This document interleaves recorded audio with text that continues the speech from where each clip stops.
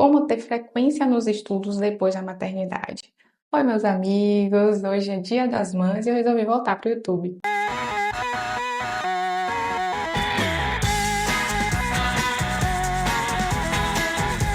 Eu não sabia muito bem o que é que eu ia falar por aqui, já que a dinâmica do YouTube é diferente da dinâmica das outras redes, né?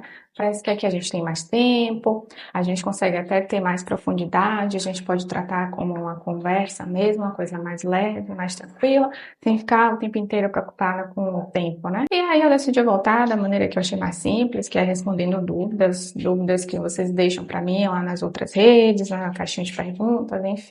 Aliás, eu quero que esse espaço vire o nosso cantinho seguro da farmácia clínica, aquele lugar que você vem quando você está um pouco perdido, quando você está com dúvida, ou até para você não se sentir sozinho. E com o tempo eu quero que a gente construa exatamente isso, uma relação de amigos. E como bons amigos, eu quero contar para vocês o que é que eu faço para manter a frequência de estudos, mesmo depois da maternidade. Mas eu não quero que você pense que esse vídeo é só para quem é mãe, tá?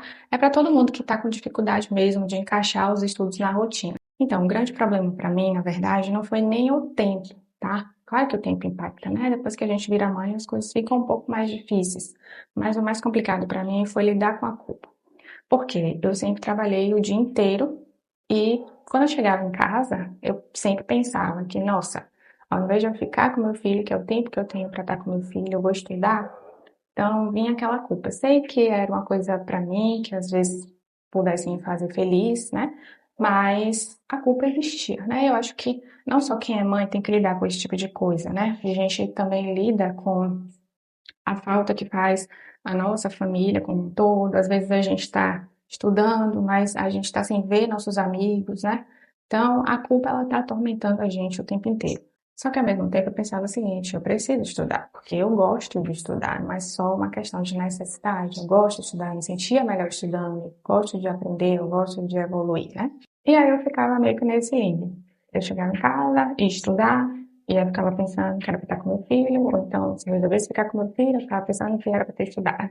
E foi aí que veio um estalo. Eu sou uma profissional da área de saúde, se eu não estudo, não me atualizo, eu não vou ser uma boa profissional. Então, estudar não é opcional, faz parte do meu trabalho. E, ao mesmo tempo, a exaustão também passa no meu trabalho, então eu preciso estar descansada. Imagina eu chegar em casa depois de um dia inteiro de trabalho, ainda ir estudar, depois fazer todas as outras coisas necessárias. Né? Eu ia estar cansada no outro dia para trabalhar. Então, a solução para mim foi simples. Eu vou estudar durante o horário de trabalho. Sim, foi isso que eu fiz. E antes que alguém fale que não dá sim, gente. Tem sempre um momento, né, ali durante o expediente, que as coisas ficam um pouquinho mais tranquilas. Pode ser no momento que a gente está esperando um paciente chegar no hospital, quando está esperando as prescrições saírem, ou então na troca de plantão, a gente está ali esperando o nosso colega chegar para ele tirar a gente, enfim. A gente consegue ter um intervalozinho para a gente encaixar nossos estudos. E eu fiz isso praticamente em todos os lugares que eu trabalhei. O único lugar que eu não consegui fazer foi na drogaria.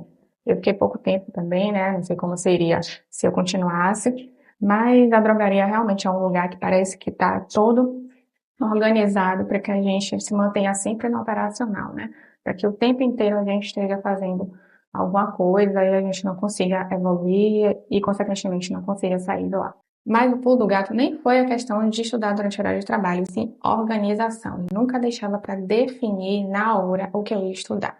Eu fazia o seguinte, um dia antes eu sempre definia. Por exemplo, amanhã eu vou me atualizar sobre hipertensão. Então, eu já deixava o documento que eu ia estudar. Se fosse uma diretriz, sei lá, um capítulo do livro, enfim, eu já baixava, já mandava por e-mail e aí no outro dia, quando eu chegava no trabalho, eu já baixava, deixava lá aberto e sempre que surgia um tempo, eu ia estudar. Isso parece só um detalhe, né? Mas faz toda a diferença. Depois que eu virei mãe, eu aprendi a aproveitar todo o tempo que eu tivesse.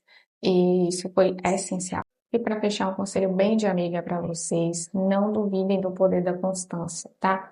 5 minutinhos todos os dias vai fazer muito mais diferença do que 1 hora a cada 2 semanas. A gente Fazendo isso constantemente, a gente treina nosso cérebro cada vez mais, a gente vai tendo mais facilidade para estudar, para assimilar as coisas e o tempo vai sendo mais aproveitado. E talvez o melhor disso tudo seja poder chegar em casa com a sensação de dever cumprido, né? E não ter que escolher entre estudar e ficar com seus filhos, sair com seus amigos, encontrar sua família. Então é isso, meus amores. Compartilhe esse vídeo com quem vocês acham que precisa aproveitar melhor o tempo para estudar. Um feliz Dia das Mães e um beijão da sua farma amiga.